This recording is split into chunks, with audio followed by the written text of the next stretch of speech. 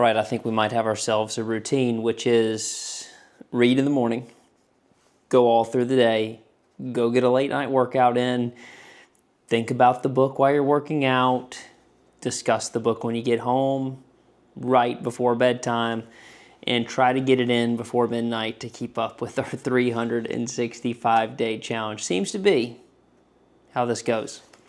Well, today is day 8 of our 40-day prayer challenge. Love this chapter of Draw the Circle.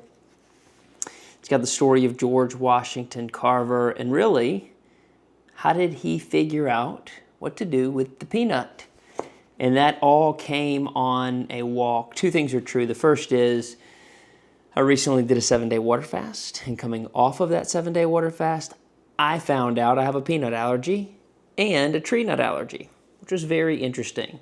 They say it's both of those two plus shellfish are the most common developed allergies at age 40. And guess what I am?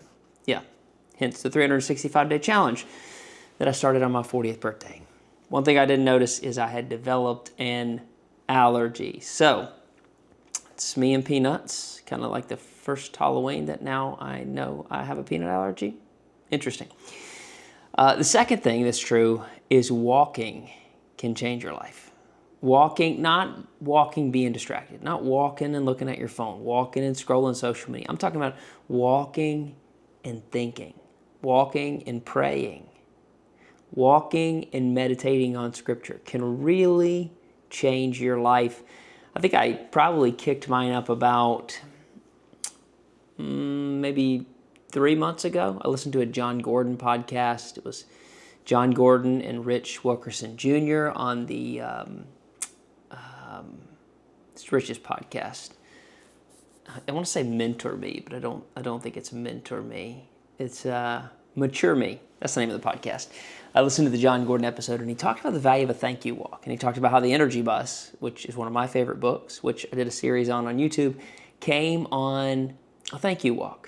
The idea for it the thought process came through a thank you walk. So I had kicked up my thank you walks, and now sometimes we walk to work at lunch. I did my fasting series, and I walked the fountains that I usually walk, and kind of showed you a little bit of the scenery when I do my walks. But I have found that a lot can happen when you set your mind aside from the things that are going on in the world. You clear it, and you just think about how grateful you are and just kind of let thoughts come to you, which brings us back to George Washington Carver. That's pretty much what he did here, and he got a God idea. And Mark Batterson said, one God idea is worth more than 1,000 good ideas.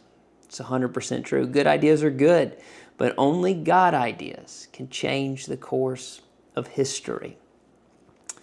Sometimes I feel like we don't get those ideas because we're not quiet enough, especially in today's society. We have so many things that distract us: the TV, our phone, having to be out with our friend group 24/7. We don't really take the time for the solitude, to sit with our own thoughts, to take time for deep prayer, to just be quiet and listen.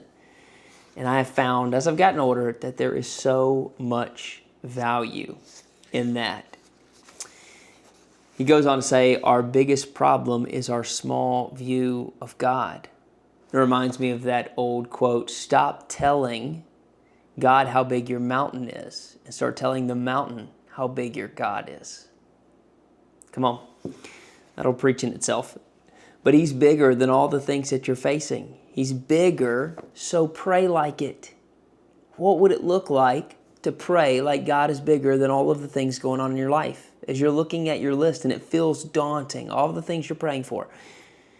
This is becoming a theme in our conversations. We have to realize that God is bigger, and we have to pray like God is bigger.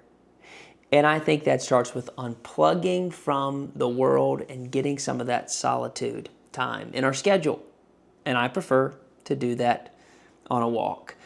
So there's just a little bit of what I've been working out. I was sitting in the hot tub after the gym. It was kind of hot tub sauna. You never really know which one you're going to do today, but today was definitely a hot tub day. And I was kind of thinking about this, and I was thinking about a question for you. And I guess I wish somebody would have asked me a few months ago. When's the last time you just took a walk? Not with your phone. When's the last time you just took a walk, got alone with your thoughts, got alone with God, and said thank you for the things He's done in your life? That's my question to you. When's the last time? If it's been a while, I'm going to recommend put on your tennis shoes, go take a stroll, and just think about how thankful you are and think about how big God is. Hope that helps. That's day 8. I'll see you tomorrow for day 9.